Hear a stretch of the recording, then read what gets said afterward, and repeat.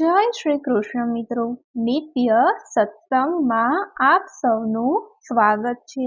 આજે આપણે સાંભળીશું ગરુડ પુરાણ અધ્યાય 13 સ્વકર્મનું વર્ણન। જો આ વિડીયો તમને પસંદ પડે તો લાઈક અને શેર કરી ચેનલને સબસ્ક્રાઇબ જરૂરથી કરજો। ગરુડજીએ પૂછ્યું, હે ભગવાન શ્રી હરિ, હવે મને સપિંડીની વિધિ અને સૂતકનો નિર્ણય જણાવો તથા શયાદાન અને પદદાનમાં શું શું જોઈએ એ વસ્તુઓ તથા એનો મહિમા જણાવો। ભગવાન શ્રી હરિ બોલ્યા, હે ગરુડજી, તમને સપિંડ આદિ સમસ્ત ક્રિયાઓ હવે હું કહું છું। આ ક્રિયાઓ કરવાથી પ્રેત નામનો ત્યાગ કરી જીવ પિતૃગણમાં સ્થાન પામે છે। તેના પિતા પિતામહ પ્રતિમામહ નામથી અથવા જ્યાં સુધી વસુરુદ્ર આદિત્યના નામથી સપિંડ ન મળે ત્યાં સુધી પુત્ર દ્વારા જે અનેક પ્રકારના દાન કર્યા હોય તો પણ તેના ફળ તેને મળતા નથી। જ્યાં સુધી સપિંડી કરવામાં ન આવી ત્યાં સુધી પુત્રને કોઈ પણ કર્મ કરવાની શુદ્ધતા મળતી નથી, કારણ કે એ કર્મ કર્યા વિના મૃતકની નિવૃત્તિ થતી નથી। આથી પુત્રે સૂતક બાદ સપિંડી કર્મ અવશ્ય જ કરવું જોઈએ। હે ગરુડ, હું તમને યથાર્થ સૂતકની વિધિ સમજાવું છું। બ્રાહ્મણ 10મા દિવસે, ક્ષત્રિય 12મા દિવસે, વૈશ્ય 15મા દિવસે અને શુદ્ર 1 માસે શુદ્ધ થાય છે। પ્રેત સૂતક પ્રાપ્ત થનારના 4 પેઢી સુધીના પિતરાઈઓ 10 દિવસે શુદ્ધિ પ્રાપ્ત કરે છે। 7 પેઢીની સગાઈના પિતરાઈઓ 3 રાત્રિમાં શુદ્ધતા પ્રાપ્ત કરે છે અને દૂરના ગોત્રીઓ માત્ર સ્નાન કરવાથી શુદ્ધિ પામે છે। આમ દશા શૌચ 4 પેઢી સુધી 10 રાત્રિનું ગણવું, 5મી પેઢીએ 6 રાત્રિનું અને 6ઠી પેઢીએ 4 રાત્રિનું ગણવું, 8મી પેઢી 1 રાત્રિનું સૂતક ગણવું, 9મી પેઢીના સગાઓએ 2 પ્રહર સુધીનું સૂતક ગણવું, 10મી પેઢીના સંબંધીઓએ મૃત્યુ તથા જન્મ અંગેના સૂતકમાં માત્ર સ્નાન કરવાથી શુદ્ધિ મળી શકે છે।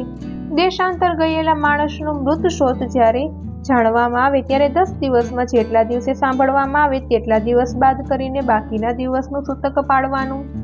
દેશાંતરમાં મૃત્યુ પામનારને 10 દિવસ વીતી ગયા હોય તો 1 વર્ષમાં સમાચાર મળે તો સમાચાર મળ્યા પછી 3 રાત્રિનું સૂતક રાખવું, અને જો વર્ષ પૂરું ન થયું હોય તો તે માત્ર સ્નાન કરવાથી જ ગોત્રીઓના સૂતકમાંથી શુદ્ધતા મળી જાય છે। પહેલું સૂતક પૂરું ન થયું હોય અને 6 દિવસ વીત્યા હોય ત્યારે બીજું સૂતક લાગે તો પહેલા 10 દિવસ સૂતક કાઢવાની બંને સૂતકોમાંથી શુદ્ધતા મળી જાય છે।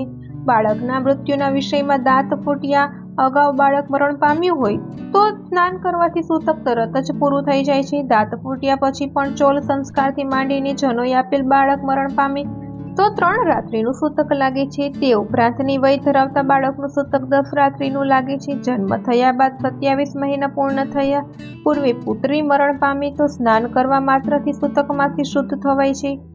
આ શાસ્ત્રોક્ત વાત સર્વ વર્ણ માટે સમાન છે। 27 મહિના પછી તે વાગદાન થાય ત્યાં સુધીના વય ધરાવતી બાળકીના મરણનું સૂતક 1 દિવસનું ગણવું જોઈએ। તે ઉપરાંતની વય ધરાવનાર બાળકીનું મરણ સૂતક 3 રાત્રિનું ગણવું। જો સગાઈ થયા બાદ પુત્રી મરણ પામે તો બંને કુળના લોકે 3 રાત્રિનું સૂતક પાડવું। વિવાહ બાદ તેના સાસરિયાને 10 દિવસનું સૂતક લાગુ પડે છે। 6 માસનો ગર્ભસ્રાવ થાય તો સ્ત્રીને જેટલા મહિનાનો ગર્ભ હોય તેટલા દિવસનું સૂતક લાગવું પડે છે। આમ પ્રત્યેક માસ દીઠ 1 દિવસનું સૂતક સ્ત્રીએ પાડવું। 6 માસનો ગર્ભસ્રાવ થયો હોય તો જેનો વર્ષો માટે જે અવશ્ય નિયમો પાળવાના ધર્મચારીઓએ કહ્યા છે તે પ્રમાણે પાળવા, પણ સર્વ પિતરાઈઓને ગર્ભપાતનું અવશોચ લાગતું નથી। 4 વર્ણ જન્મ શૌચ કે મૃતક શૌચ પ્રાપ્તિ થયા બાદ 10 દિવસે સૂતકની શુદ્ધિ જાણવી। આ શાસ્ત્રથી કળિયુગ માટે કહેવામાં આવ્યો છે। મરણનું સૂતક પ્રાપ્ત થાય ત્યારે દેવપૂજ, જમીન ઉદ્યોગ, અભિવંદના, પલંગ, ખાટલા, અન્યનો સ્પર્શ વગેરે ત્યાગવા જરૂરી છે। સંધ્યાદાન, જપ, હોમ, વેદોધ્યાન, બ્રહ્મયજ્ઞ, પિતૃતર્પણ, બ્રહ્મ ભોજન તથા વ્રત આદિ પણ ત્યાગવા। સૂતક પ્રાપ્ત થયું હોય છતાં તે પુરુષ નિત્ય અને નૈમિતિક કર્મો કરે તેના ભવિષ્યકાળના સકળ નિત્ય કર્મોના પુણ્યનો નાશ થાય છે। બ્રહ્મચારી, મહામંત્રનો જાપ કરનારા, અગ્નિહોત્રી, બ્રહ્મનિષ્ઠ, યતિરાજા વગેરેને સૂતક લાગતું નથી। વિવાહ, ઉત્સવ, યજ્ઞ વગેરે આરંભ થવા પર મરણ થઈ જાય તો તેમને અગાઉ રાંધેલું ખાવાનું વિઘ્ન નથી, પછી અશુદ્ધ થઈ જાય છે તેમ મનુસ્મૃતિમાં આમ વ્યક્ત થયેલો જ છે। 2 જાતિનું સૂતક પ્રાપ્ત થાય તો કોઈ યાચક અજાણ્યા અન્ન જમે કે લઈને જાય તો તે દોષિત થતા નથી, પણ સૂતકી હોવા છતાં દાન આપે તો તે દોષિત થાય છે। સૂતક પ્રાપ્ત થવા છતાં ગુપ્ત રાખીને જે વ્યક્તિ બ્રાહ્મણોને અન્નદાન આપે તે દોષિત ઠરે છે। સૂતકવાળાને ઘરે સૂતક હોવાનું જાણ્યા પછી જો બ્રાહ્મણ સૂતકીના ઘરનું અન્ન ખાય તો તે પણ દોષિત બને છે. સૂતકની નિવૃત્તિ અર્થે પુત્રે પિતૃગણ સહિત સપિંડી શ્રાદ્ધ કરવું જોઈએ. જે પુત્ર પિતાની સપિંડી ક્રિયા કરે તેને પિતૃલોકમાં પિતૃઓ મળે છે. આ કર્મ 12મા 45મા દિવસે કે 6 માસે અથવા વર્ષના અંતે કરી શકાય. આ સમસ્ત નિયમો કાળ તત્વદર્શી ઋષિઓએ જણાવેલ જ છે. હે ગરુડ, શાસ્ત્ર તથા ધર્મનુરોધે કહ્યું છે કે સપિંડીની કારણ ચારેય વર્ણે 12મા દિવસે કરવું જોઈએ, કારણ કે કળિયુગના ધર્મો નાશવંત છે. મનુષ્યનું આયુષ્ય અલ્પ અને દેહ અસ્થિર છે. આથી એ કર્મ 12મા દિવસે જ કરવું યોગ્ય છે. વૃદ્ધ ગૃહસ્થ શ્રમીનું સપિંડીકરણ કરવામાં ન આવે તો તે વ્રતબંધ કે યજ્ઞાદિ કર્મ, ઉત્થાપન તથા વિવાહ આદિ કાર્યો પણ કરાય નહીં. જ્યાં સુધી સપિંડીકરણ થયું ન હોય ત્યાં સુધી નિત્ય નૈમિતિક કર્મોને લોપ થતો હોવાથી સંન્યાસી, ભિક્ષાત્ર તેમજ દાન વખતે આ બંને શબ્દ ઉચ્ચારતા નથી. કર્મનો લોપ કરવાથી મનુષ્યને પ્રાયશ્ચિત કરવું પડે છે. માટે કર્માધિકારાથી સપિંડીકરણ યથાર્થપણે કરવું જ જોઈએ. આ કર્મ અગ્નિહોત્રી તેમજ એ સિવાયની વ્યક્તિઓએ 12મા દિવસે કરવું જોઈએ. સર્વ તીર્થોમાં સ્નાન તથા સર્વ પ્રકારના યજ્ઞ કરવાથી જે ફળ પ્રાપ્ત થાય છે તે 12મા દિવસે સપિંડી કરવાથી મળે છે. તેથી 12મા દિવસે સ્નાન કર્યા પછી મૃત્યુ સમયે ગાયના છાણથી લીપીને તે જગ્યાને આસક્ત વિધિ વડે પુત્રે સપિંડી શ્રાદ્ધ કરવું. પાક, અવ્ય, આચમન આદિ દ્વારા વિશ્વદેવોનું પૂજન કરવું. ત્યાર પછી વિકીરનો પિંડ મૂકીને હાથ પગ આદિ ધોવા પછી પિતામહ, પ્રપિતામહ અને વસુ, રુદ્ર તેમજ અર્ક, સૂર્ય ધારણ કરનારા પિતામહો આદિના ક્રમાનુસાર 3 પિંડ આપી ચોથો પિંડ મરનારના નામે આપવો. ત્યાર પછી આ પિંડોની ચંદન, તુલસી, ધૂપ, દીપ, તાંબુલ, વસ્ત્ર તેમજ દક્ષિણા આદિથી પૂજા કરવી. જે પિંડ મૂક્યો હોય તેને સોનાના તારથી 3 ભાગ પાડવા. હે પિતામહ આદિના પિંડમાં ભેળવી દેવા. એ 3માંથી એક ભાગ પિતામહના પિંડમાં ભેળવો. પિતામહના પિંડ સાથે માતાનો પિંડ ભેળવવો અને પિતામહના પિંડમાં પિતાનો પિંડ ભેળવવો. હે ગરુડ, આ રીતે સપિંડી કરવી આવો મારો મત છે. જેના પિતા મરણ પામે અને વડવા હયાત હોય તો તેને પિતામહને 3 પિંડ આપવા. પિતાના માતા હયાત હોય અને પુત્રની માતા મૃત્યુ પામી હોય તો માતા શ્રાદ્ધ પણ પિતૃશ્રાદ્ધની જેમ જ કરવું જોઈએ. એટલે કે માતૃશ્રીનું પિંડ મિલન મહાલક્ષ્મી માતામાં કરવું અને પિતાનું પિંડ મિલન માતામાં કરવું જોઈએ. અપુત્રની માતાનું સપિંડીકરણ તેના પતિએ સાસુના પિંડમાં ભેળવીને કરવું અથવા અપુત્રમાંનું સપિંડી તેના પતિના પિતા, પિતામહ આદિ સાથે ભેળવીને કરવું એ મને માન્ય નથી. પતિ પત્ની એક જ ચિતામાં બળ્યા હોય તો તે સ્ત્રીના સસરા આદિની વચ્ચે ઘાસ મૂકીને એક જ પુત્રે મા બાપનું સપિંડીકરણ કરવું જોઈએ. 2-4 પુત્રો હોય તો માતાનું પિંડદાન, દાનાદિ મોટા પુત્રે પહેલા પિતાનું સપિંડીકરણ કરીને પછી સ્નાન કર્યા બાદ માતાનું સપિંડીકરણ કરવું જોઈએ. કોઈ સ્ત્રી વિદેશ પતિના મૃત્યુ બાદ 10 દિવસમાં અગ્નિમાં પ્રવેશ કરે તો તેનું સંયાદાન અને સપિંડીકરણ પતિની સાથે એક જ દિવસે કરવું જોઈએ. હે ગરુડ, સપિંડીકરણ થયા બાદ પિતૃનું તર્પણ કર્મ કરવું જોઈએ. તે માટે વેદ મંત્ર સહિત સ્વધા શબ્દનો ઉચ્ચાર કરવો. ત્યાર પછી હંત શબ્દો ઉચ્ચાર કરીને અતિથિને જમાડવા. આમ અતિથિને ભોજન કરાવવાથી પિતૃઓ, ઋષિઓ, દેવો અને દાનવો તૃપ્ત થાય છે. 1 કોળિયાનું અન્નદાન ભિક્ષા કહેવાય છે. 4 કોળિયાનું અન્નદાન પુષ્કળ કહેવાય છે. 4 પુષ્કળનું અન્નદાન હંતકાર કહેવાય છે. સપિંડી શ્રાદ્ધમાં બ્રાહ્મણના પગની ચંદન અને અક્ષતથી ચરણ પૂજા કરવી અને તેમની તમારા પર કાયમ કૃપા રહે તે માટે દાન આપવું. એ બ્રાહ્મણોને 1 વર્ષ સુધી નિર્વાહ થાય તેટલું અન્નદાન, સોનું, રૂપું, ઉત્તમ ગાય, ઘોડા, રથ, હાથી અને ભૂમિ આદિ સર્વ પ્રકારના ઉત્તમ દાન યથાશક્તિ બ્રાહ્મણને આપવા જોઈએ. ત્યાર પછી સમસ્ત ગ્રહો, દેવો અને ગણપતિનું પુષ્પાહન, વાચન, વેદમંત્રો સાથે કંકુ ચોખાને નૈવેદ્યાદિ ઉપચારોથી કરવું. ત્યાર પછી ગોરે યજમાનને અભિષેક કરીને તેના હાથે રક્ષાસૂત્ર બાંધી મંત્રેલા અક્ષત આપવા. ત્યાર પછી અત્યુત્તમ રસોઈથી 4 બ્રાહ્મણને ભોજન કરાવીને દક્ષિણાન અને જળથી પરિપૂર્ણ 12 કુંભ આપવા. બ્રાહ્મણોનું ભોજન થયા બાદ બ્રાહ્મણાદિ 4 વર્ણ, બ્રાહ્મણ જળ, ક્ષત્રિય, આયુધ, વૈશ્ય, ચાલુક તેમજ શૂદ્ર દંડને કર્માનુસાર સ્પર્શ કરવા. આ પ્રમાણે સમસ્ત કર્મ કરનારો માણસ શુદ્ધ બને છે. આ પ્રમાણે સપિંડી કર્યા બાદ પહેરેલા વસ્ત્રનો ત્યાગ કરવો અને સફેદ વસ્ત્રો પહેરીને સંયાદાન કરવું. સંયાદાન આપવાથી ઇન્દ્ર વગેરે દેવો દાન આપનારની પ્રશંસા કરે છે. આથી સ્વહસ્તે કે મૃત્યુ પાછળ પુત્રાદિ કે સંયાદાન અવશ્ય કરવું જરૂરી છે. એ શૈયા માટે મજબૂત લાકડાનો પલંગ કરાવો, તેના પર સુથાર પાસે એક ચિત્રો કરાવવા, તે પલંગને સૂતરની પાટી ભરાવી તથા સુવર્ણ પત્રોથી વઢાવીને તેને સુશોભિત કરવો. હંસ જેવું શ્વેત અને સ્વચ્છ ગાદલું પાથરીને એ શૈયાની સુગંધિત પુષ્પો તેમજ ગંધ અક્ષતથી સુગંધિત કરવો જોઈએ. એ શૈયા મોટી અને સુખદ હોવી જોઈએ. આ પ્રમાણે શૈયા તૈયાર કરીને પાથરવી. એ શૈયાની સમીપ છત્ર, દીપ, ચાંદીનું આસન, ચામડપત્રો તેમજ શણગારને લગતા પદાર્થો તથા મુખવાસ માટે તાંબુલ આદિ પદાર્થો પણ મૂકવા. પદાર્થો ઉપર અન્ય વસ્તુઓ આપ્યા પર જે તે સ્થળે ક્રમાનુસાર મૂકવી. ત્યાર પછી એ શૈયા પર લક્ષ્મીનારાયણની સોનાની મૂર્તિ મૂકવી તેમજ તેમના હાથમાં સમસ્ત આયુધો અને અલંકારો શણગારેલા હોવા જોઈએ. ત્યાર પછી હળદર, કંકુ, કાજળ, મહેંદી આદિની સુસજ્જ સૌભાગ્યવતી સ્ત્રીઓને આ શૈયા પર બેસાડીને તેમને વસ્ત્ર અલંકાર વગેરે આપવા. સપત્નીક બ્રાહ્મણનું ગંધ અક્ષત તથા પુષ્પોથી પૂજન કરી તેને સોનાના કુંડળ, વીંટી, કંઠી વગેરે સમર્પિત કરવા. તેમને અંગરખું, ધોતીનો જોટો અને પાઘડી આપી લક્ષ્મીનારાયણની મૂર્તિ પાસે બેસાડવા. ત્યાર પછી કંકુ અને પુષ્પમાળા સમર્પિત કરીને લક્ષ્મીનારાયણ, નવગ્રહ દેવીઓ અને ગણપતિની પૂજા કરવી. પછી ઉત્તરાભિમુખ બેસીને હાથમાં પુષ્પાંજલિ લઈને મંત્રોચ્ચાર કરવા. મંત્રનો અર્થ એ છે કે હે પ્રભુ, ક્ષીરસાગરમાં જેવી આપની શૈયા છે તેવી જ આ શૈયા મારા જન્મો જન્મના અશૂન્ય રહેજો. એટલે કે જેમ આપ આપની શૈયામાં નિરાતે પોઢો છો તેમ મારા પિતૃઓને નિરંતર નિંદ્રા માટે આવી શૈયા પ્રાપ્ત થજો. આમ કહ્યા પછી હાથમાંની પુષ્પાંજલિ મૂર્તિ તેમજ બ્રાહ્મણ પર નાખવી. પછી એક સુખદાયી શૈયા સંકલ્પ કરી વિદ્વાન બ્રાહ્મણને સમર્પિત કરવી અને તેમને પ્રાર્થના કરવી કે આપ આ શૈયા લો. દાતાએ દાન કર્યાનું કોઈ જાતનું અભિમાન ધારણ કરવું નહીં. આ શૈયા પર બિરાજમાન લક્ષ્મીનારાયણ તેમજ દાન લેનાર બ્રાહ્મણોને વિસર્જિત કરવા. જો આવો શૈયા દાન કરનારે ઐશ્વર્યવાન હોય તો આ શૈયા વિછાવી સર્વે સામગ્રી સાથેનું ઘર પણ દાન કરે તે આવકારદાયક છે. હયાતીમાં જ જો પોતાના હાથે શૈયા દાન કરો તો તે પ્રમાણે પર્વકાળે વૃષોત્સર્ગ પણ કરવો જોઈએ. આ શૈયામાં ઘણું દ્રવ્ય હોય તો પણ તે દ્રવ્યના ભાગ કરીને ઘણા બ્રાહ્મણોને વહેંચીને આપવું નહીં. શૈયા દાન લઈને જે પુરુષ વેચે તેનું તો તે આપવી જ નહીં. તે એવા વેચનારને શૈયા દાન અપાયું હોય તો દાન આપનારો નરકે જાય છે. તેથી તપાત્ર જોઈને શૈયા દાન આપવું જોઈએ. આ રીતે નિયમને આધીન રહીને દાન કરાય તો દાન કરનારને સમસ્ત ફળ પ્રાપ્ત થાય છે તેમજ આપનારના પિતાને ઉભય લોકમાં સુખ સાંપડે છે. આ દાન કરનારને ઇન્દ્રાદિ ગમે તે લોકમાં જ્યાં નિવાસ હોય ત્યાં તે દાનનું ફળ તેને પહોંચે છે. તેમાં કોઈ જાતની શંકાને સ્થાન જ નથી.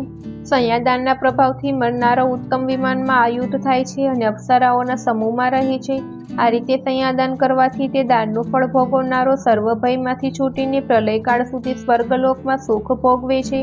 સઘળા પર્વોને દિવસે સમસ્ત તીર્થોમાં સ્નાન કરવાથી જે ફળની પ્રાપ્તિ થાય છે તે કરતાં પણ વધુ ફળ શૈયાદાનથી મળતું હોય છે.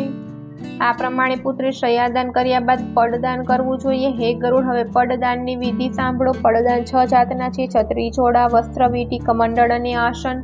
આ પડદાનમાં દંડ અને તામ્રપત્રો હોવું જરૂરી છે તેમજ પ્રત્યેક પર એક પાત્રમાં સીધા અને યજ્ઞોપવીત સહિત હોવું જોઈએ. આ રીતના પડદાનથી સમસ્ત ફળની પ્રાપ્તિ થઈ શકે છે. આ રીતે એકંદરે 13 પડદાન 12માના દિવસે પોતાની શક્તિ અનુસાર 13 બ્રાહ્મણને આપવા. આ રીતે પડદાન આપવામાં આવે તો ઉત્તમ ગતિ મળે છે. યમ માર્ગે જનારને આ પડદાનથી અત્યંત સુખ પ્રાપ્ત થાય છે. યમ માર્ગે અતિ તડકો હોય છે, તે તડકાથી બચવા છત્રીનું દાન કરવામાં આવે છે. આમ છત્રીથી મરનારને પણ છત્રીનો છાંયડો પ્રાપ્ત થાય છે. યમ માર્ગમાં ભયંકર કાંટાઓ હોય છે. કાંટાથી બચવા માટે પગરખા દાનનું ફળ તેને મળે છે. વળી પ્રાણીને બેસવા માટે ઘોડો પણ મળે છે. આથી મરનારનો સુખપૂર્વક યમ માર્ગે આગળ વધી શકે છે. હે ગરુડ, યમ માર્ગે આગળ વધતા વધતા અતિશય ટાઢ અને ગરમી હોય છે. આ ટાઢ અને ગરમીના નિવારણ અર્થે વસ્ત્રદાન પણ કરવું જોઈએ. વળી યમદૂતો ભયંકર અને અતિ ઉગ્ર હોય છે. તેમનાથી કોઈ ભય કે શિક્ષા ન થાય તે માટે તેમનાથી બચવા માટે વીંટીનું દાન આપવું જોઈએ. વીંટીના દાનથી મરનારને અતિ સુખ પ્રાપ્ત થાય છે. યમ માર્ગમાં અતિશય ઉષ્ણ હોવાથી અને જળ વિહીન હોવાથી ત્યાં પવન પણ સ્પર્શતો નથી. આ સ્થળે પ્રાણી પહોંચે ત્યારે તરસ બહુ લાગે છે. તે તરસના નિવારણ અર્થે કમંડળનું દાન. તે કમંડળથી તે જીવને જળપાનનું સુખ પ્રાપ્ત થાય છે. મરનારને જળ પહોંચશે એવું માનીને ત્રાંબાનું પાત્ર જળથી ભરેલું પાત્ર દાનમાં આપવું. આથી દાન આપનારને હજારો પરબો માંડ્યાનું પુણ્ય પ્રાપ્ત થાય છે. બ્રાહ્મણને સારા સારા પદાર્થોનું ભોજન કરાવવામાં આવે અને બેસવા માટે ઉત્તમ પ્રકારનું શ્રેષ્ઠ આસન અપાય. તો સ્મશાન માર્ગે જ્યાં ઉત્તમ સુખને તેને પ્રાપ્તિ થાય છે। આ પ્રમાણે સપિંડીના દિવસે દાન આપીને બ્રાહ્મણ કે ચાંડાળ જે કોઈ મનુષ્ય આવે તે સર્વેને અન્નદાન આપવું। સપિંડીકરણ કર્યા પછી પર્વ સુખી દરેક મહિનાની મૃત્યુતિથિએ પિંડ અને જળકુંભ આપવો। જે કર્મ એકવાર કર્યું હોય તે ફરીથી કરવું નહીં, પણ પ્રેતની અખંડ તૃપ્તિ અર્થે તેને ફરીથી કરવું જોઈએ। હે ગરુડ, હવે હું તમને માસિક, આબ્દિક તેમજ પાક્ષિક શ્રાદ્ધના વિશે પુણ્ય ફળ જણાવું છું। જો પૂનમે મરણ થયું હોય તો તેના પાક્ષિક શ્રાદ્ધની તિથિ ચોથ ગણવી અને ચોથને દિવસે મરણ પામનારની પાક્ષિક તિથિ નોમ ગણવી જોઈએ। નોમના દિવસે મરનારની પાક્ષિક તિથિ 14 ગણવી। આ રીતે પાક્ષિક શ્રાદ્ધ ગણવા જે સમયે એક યક્ષ્ય માસ અર્થાત 2 સસ્કાતીવાળા મહિનો આવે ત્યારે બંને મહિનાનું ગત શ્રાદ્ધ મલ માસમાં કરવું। જો એક માસમાં 2 માસ આવતા હોય તો તે 2 માસનું કર્મ એક જ માસમાં કરવું જોઈએ। તેમાં પ્રથમ તિથિના અર્ધમાં પહેલા માસનું અને બીજી તિથિના અર્ધમાં બીજા માસનું કર્મ કરવું। આમ 2 મહિના એકઠા આવે તો વિદ્વાન તે પ્રમાણે વિચારપૂર્વક કરવું જોઈએ। હે ગરુડ, અધિક માસ હોય તો પણ સપિંડીકરણ માસિક તેમજ પ્રથમ વાર્ષિક શ્રાદ્ધ તે માસમાં કરવા। મૃત્યુ પામ્યા પછીના વર્ષ સુધીમાં જો અધિક માસ આવે તો મરનારના હિત માટે 1 વર્ષમાં જે કર્મ કરવાના હોય તે શુદ્ધ માસમાં જ કરવાના। મલ માસ બીજો મહિનો આવે તો મલ પાસની મરણતિથિ નિષ્ફળ ન થવા દેતા માત્ર બ્રહ્મ ભોજન કરાવી પવિત્ર મહિનામાં સપિંડિક શ્રાદ્ધ કર્મ કરવું। આ રીતે કહ્યા પ્રમાણેના શ્રાદ્ધ કરીને વર્ષ પૂરું થાય ત્યારે વાર્ષિક શ્રાદ્ધ કરવું જોઈએ। આ શ્રાદ્ધમાં મોટે ભાગે બ્રહ્મ ભોજન કરાવવું જોઈએ। વાર્ષિક શ્રાદ્ધ કરાવ્યા પછી જે શ્રાદ્ધની જરૂરિયાત હોય તે પિંડ સહિત કરવું। જો કોઈ એક પિંડક શ્રાદ્ધ કરે તો પિતૃઓને ઘાતક થાય। વાર્ષિક શ્રાદ્ધ થયું ના હોય ત્યાં સુધી તીર્થ શ્રાદ્ધ, ગયા શ્રાદ્ધ કરવાની ઈચ્છા કે પર્વ નિમિત્ત શ્રાદ્ધ, ગ્રહણ શ્રાદ્ધ કે યુગાદિ શ્રાદ્ધ પણ કરવા નહીં। જો પુત્રને ગયા શ્રાદ્ધની ઈચ્છા હોય તો તેણે વર્ષી પછી પિતૃ ભક્તિપૂર્વક તેને કરવું જોઈએ। ગયા શ્રાદ્ધથી સર્વ પિતૃઓ ગદાધર ભગવાન શ્રી હરિની કૃપાથી ભવરૂપી મહાસાગરમાંથી મુક્તિ પામી પરમ ગતિને પામે છે। તુલસીની મંજરીથી વિષ્ણુના ચરણનું પૂજન કરવું અને ત્યાં ક્રમાનુસાર પિંડ આપવા। ગયા તીર્થમાં પણ જો શમીના પાંદડા જેટલો પિંડ મૂકવામાં આવે તો તેનાથી 7 ગોત્રો અને 7100 કુળનો ઉદ્ધાર થઈ શકે છે। ગયા જઈને શ્રાદ્ધ કરનારનો જન્મ પિતૃઓને સંતોષ પ્રદાન કરનારો અને સફળ થયો ગણાય છે। કલાપ નામના ઉપવનમાં નિવાસ કરનાર મનુના પુત્ર રાજા ઈક્ષ્વાકુને દેવોએ કહ્યું છે કે જે પુરુષ ગયાજી જઈને પોતાના પિતૃઓને પિંડદાન આપશે તે પોતપોતાના કુળમાં સન્માનને પાત્ર થશે। હે ગરુડ, જે પુત્ર પોતાના પિતૃઓને હિતાર્થે તેમની પરલોકની પ્રાપ્તિ માટે ઉત્તમ ક્રિયાઓ કરે છે તે અતિ સુખી બનીને કૌશિક બ્રાહ્મણના પુત્રની જેમ મુક્ત થઈ શકે છે। ભારદ્વાજના 7 પુત્રોએ ગૌધનના પાપના કારણે અનેક જન્મો સુધી કલેશ ભોગવીને પોતાના પિતૃઓની કૃપારૂપી પ્રસાદીથી મુક્ત થયા હતા। આ 7 પુત્રોએ પહેલા દર્શાણ પાયથીના જન્મ ધારણ કર્યા, ત્યાર પછી તેઓ કાંબાજીર પર્વત પર હરણ બન્યા, પછી તેઓ શ્રીદ્વીપમાં ચાતક પક્ષી બન્યા, પછી તેમને માનવ સરોવર તટે હંસનો અવતાર મળ્યો, ત્યાર પછી તેઓ કુરુક્ષેત્રમાં વેદ પારાયણથી બ્રાહ્મણ થયા અને પિતૃ કૃપાથી મુક્તિ પામ્યા। આથી પુત્રે સર્વપ્રસન્નતાપૂર્વક પિતાની ભક્તિ કરવી। પિતૃ ભક્તિ કરનારો આલોક અને પરલોકમાં અત્યંત સુખ ભોગવે છે। ભગવાન શ્રી હરિ આગળ બોલ્યા, હે ગરુડ, આ પ્રમાણે સર્વ ઉદ્ધવ દૈહિક કર્મ મેં તમને જણાવ્યું। આ ઉદ્વિક દૈહિક કર્મ કરવાથી પિતૃઓને મુક્તિ મળે છે તેમજ પુત્રો આદિને સદવાસના સદભાવના ઉત્પન્ન થાય છે। દરિદ્ર હોવા છતાંય જે કોઈ આ કથા સાંભળે તો તે પણ સમસ્ત પાપોમાંથી મુક્ત થઈ દાનના ફળ પામી શકે છે। જે પુરુષ યોગ્ય વિધિપૂર્વક શ્રાદ્ધ કરી મારા કહેલા આ ગરુડ પુરાણને સાંભળશે તે જે ફળ પામશે તે હું તમને જણાવું છું। પિતા સત્ય પુત્ર દાતા છે। પિતામહ ગોધન પ્રદાન કરે છે। પ્રપિતામહ ગૃહદ્રવ્ય આપે છે અને વૃદ્ધ પ્રપિતામહ અન્ન આદિ સમસ્ત પદાર્થોની વૃદ્ધિ આપે છે। આ સિવાયના અન્ય મનોરથ પણ પિતૃઓ સંતોષ પામીને પૂર્ણ કરી દે છે। પિતૃઓની ક્રિયા કરવાથી તેઓ શ્રેષ્ઠ ગતિ પામી ધર્મરાજાના મંદિરમાં અત્યંત આદરપૂર્વક બિરાજમાન થાય છે। સુતજી શૌનકા ઋષિઓને કહે છે, આ પ્રમાણે શ્રી હરિએ જે ઉદ્વદેહિક દાનના ફળ જણાવ્યા તે સાંભળી ગરુડજી અતિ આનંદ વિભોર બન્યા। એતે શ્રી ગરુડ પ્રમાણે 13 અધ્યાય સંપૂર્ણમ। ઓમ તત્સત। તો મિત્રો, આ હતો ગરુડ પુરાણનો અધ્યાય 13 સર્વકર્મનું વર્ણન। જો આ માહિતી તમને પસંદ પડી હોય તો વિડીયોને લાઈક અને શેર કરી ચેનલને સબસ્ક્રાઇબ જરૂરથી કરજો।